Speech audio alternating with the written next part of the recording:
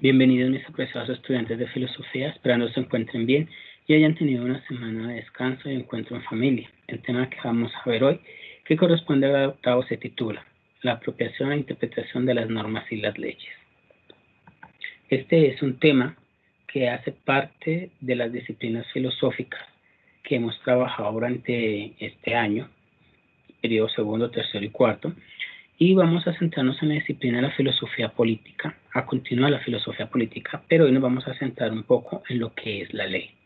Es por ello que en este momento les invito a que nosotros tengamos como esa perspectiva, esa mente abierta a lo que en el día de hoy nos prepara. Entonces, para iniciar, tenemos que comenzar a entender la apropiación e interpretación de las normas y las leyes, pero para ello tenemos que entender qué es una ley. Cuando nosotros hablamos de ley, entendemos que una ley es una regla, una norma, un principio, un precepto, como tal, proviene del latín lex, que significa legis. Ley en este sentido puede referirse a la norma jurídica dictada por una autoridad competente, generalmente un legislador donde se ordena o prohíbe algo de acuerdo con la justicia y para el bien de los ciudadanos. Aquí es importante comprender esto cuando decimos nosotros para el bien de los ciudadanos. ¿Por qué razón? Porque las leyes, si bien también las debo cumplir yo, si bien las leyes tienen que ver mucho conmigo, también tienen que ver con el bien común, en este caso, la ciudadanía. Y dentro de la ley hay unas organizaciones o unas, digamos, distribuciones de la ley que nosotros la podemos entender como ley orgánica, ley natural, ley científica, ley marcial, entre otras. La ley orgánica se designa aquella estipulada como tal en el texto constitucional de un Estado, cuya función es organizar, por eso es orgánica, porque organiza y regula tanto los poderes públicos como los derechos fundamentales, así como servir de marco normativo a otras leyes. Cuando hablamos de marco es porque como es una ley fundamental, de allí se desprenden otras leyes. Entre ellos, pues hablamos sobre los derechos fundamentales, los derechos de primera categoría, de segunda categoría, y etcétera. La ley natural. Cuando hablamos de ley natural entendemos que es un concepto de ética filosófica que hace referencia al conjunto de principios que se atribuyen como características inherentes a la naturaleza humana. Cuando hablamos de esta ley natural hablamos del derecho a la vida, del cuidado a la vida. O sea, yo estoy comprometido en cuidar la vida de la otra persona, estoy comprometido en cuidar mi propia vida, en no hacerme daño a mí mismo, en no hacerle daño al otro. Por eso estamos hablando de ese concepto ético, entendiendo que esa ética más regular los comportamientos universales del ser humano basados bajo una organización o bajo una estructura. Cuando hablamos de la ley científica, precisamente nosotros hacemos referencia en la ciencia. Hay una ley y esa ley es una proposición científica demostrable, objetiva y concreta, referida a la regla fija que rige un fenómeno de la naturaleza. Entonces, dentro de la ley científica vamos a mirar la explicación o el paso a paso que se va dando para poder explicar algo. Esto normalmente es algo fáctico. ¿Qué quiere decir? Algo exacto. En algunos casos puede variar teniendo en cuenta las transformaciones de la naturaleza, los fenómenos se van como transformando, van evolucionando, pero la ley como tal es ese punto de partida por el cual nosotros nos podemos regir o nos podemos ir para poder entender aquel fenómeno. La ley marcial es aquella que se establece una vez declarado un estado de guerra.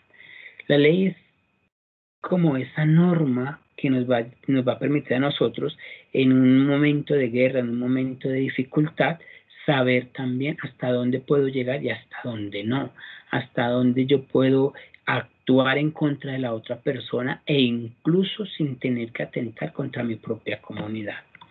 También dentro de las leyes encontramos la ley seca y la ley habilitante. Cuando hablamos de ley seca, como ley seca se conoce aquella que se establece las prohibiciones de la venta, el tráfico y el consumo de bebidas alcohólicas, pero es esa prohibición de ciertos productos o de ciertas normas que me van a llevar a mí a poder regularme. Una ley seca no se establece para hacer un mal, sino al contrario, para buscar un bien mayor, regular o establecer en algunas personas que no tienen unos comportamientos adecuados sociales y que pueden llevar a generar algún altercado o incluso hacerle daño a otra persona. La ley habilitante. Como ley habilitante se designa aquella que otorga al presidente de la República poderes especiales que lo facultan para legislar sin intermediación del Parlamento durante un periodo de tiempo determinado. ¿Qué quiere decir? Es cuando en algún momento no necesita el presidente, se le da esa facultad de no consultar o no dialogar con las personas encargadas, secretarios, consejos, sino actuar por sí propio. No es un periodo amplio, sino es algo determinado por digamos, alguna dificultad, alguna acción que se presente en ese momento que necesite una respuesta pronta. Entonces, en ese momento se va dando. Ahora bien, cuando yo voy entendiendo ya esto de la ley, las partes de la ley, cómo clasificamos la ley, entendida como tal, también tenemos que entender qué es la norma. Pero esta norma la vamos a entender como ya algo más aplicado. Entonces, entre las particularidades propias del ser humano se encuentra su carácter de ser sociable. De ahí que necesita de otros seres humanos, de estar acompañado de otras personas para poder formar comunidades y sociedades. Pero esto que tiene que ver con la norma, pues precisamente de allí es donde sale la norma. Al ser el hombre sociable, al necesitar del otro, al ir conformando comunidad, al ir formando una sociedad, necesita una norma. No es que es que ya están las leyes, no. Lo que pasa es que la norma se desprende de la ley para una comunidad o una sociedad específica. En concordancia a esto surge surge la norma, la cual es una ordenación del comportamiento humano que impone un determinado modo de actuar, de comportarse o de abstenerse en un determinado tiempo y lugar. ¿Ve? Cuando hablo de una comunidad o una sociedad específica, ¿qué pasa? Hay comunidades o sociedades donde ciertos comportamientos o ciertas acciones no están permitidos por el lugar donde se encuentren, por el estilo de vida, por la cultura, por las cosas que lo van a diferenciar del resto de la sociedad.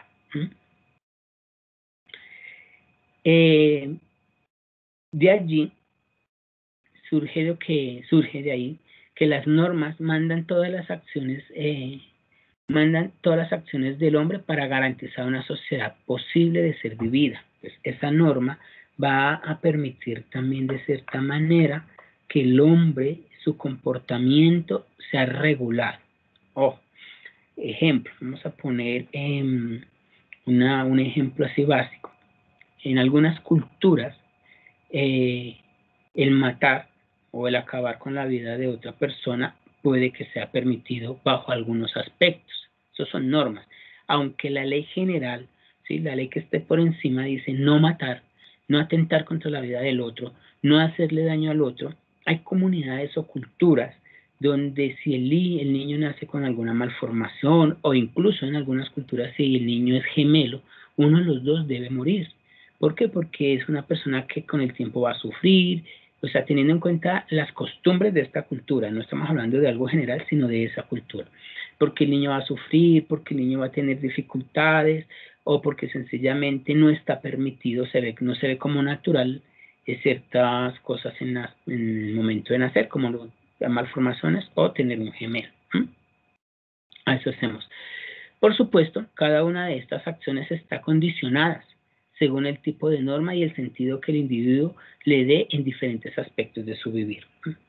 ¿Qué pasa? Digamos, otra norma. Entonces, para algunas personas el nacimiento de un niño es una bendición, es una oportunidad. En algunos países está prohibido tener cierta cantidad de niños. Solo está permitido otra cantidad, es decir, 1 o máximo 2.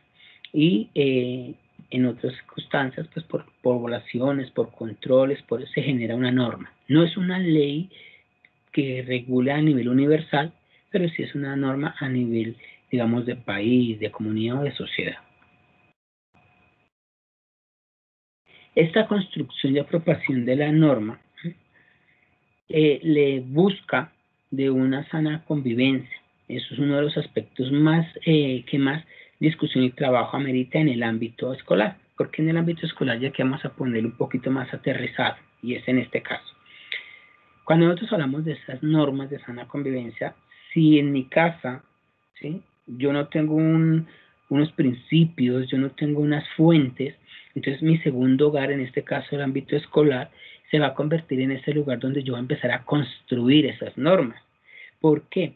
Porque en mi casa, en muchas ocasiones, yo vivo bajo las normas de mi casa y salgo a vivir con otro tipo de personas, con otros pensamientos, con otras maneras de actuar, y es allí donde se van a generar algunas problemáticas.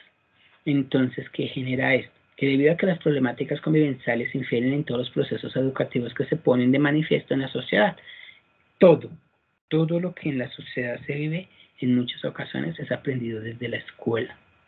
En este caso, desde los procesos educativos nos enseñan la norma, la ley, los derechos, los valores, los principios, ¿sí?, la identidad, y es por ello que nosotros desde allí empezamos a generar una serie de normas.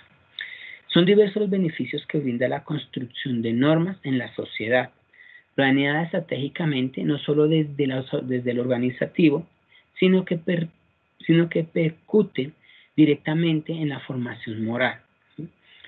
Hay que recordar que esta formación obedece a unas estructuras, a estructuras teórico-cognitivas. Cuando hablamos de estas estructuras, algo teórico-cognitivo es a esos conceptos, a esos conocimientos que me permiten a mí ir generándolas. Por lo tanto, se debe educar para que el niño desarrolle la capacidad de razonar orientado hacia la toma de decisiones, fortalecer el criterio de escogencia, que tiene que reconocer las consecuencias causadas por sus acciones. Esta norma es construida por todos los miembros de una comunidad educativa, una comunidad, una sociedad, una cultura, porque construida por todos, porque son todos los que van a estar implicados en cumplirlas, y son las que han mirado las falencias, las problemáticas, todo lo que va generando que esto se vaya rompiendo, se vaya deformando. Entonces, estas estructuras, ¿sí?, la van a volver a juntar, teniendo en cuenta los conocimientos, teniendo en cuenta las teorías que ya entre ellas se han manejado.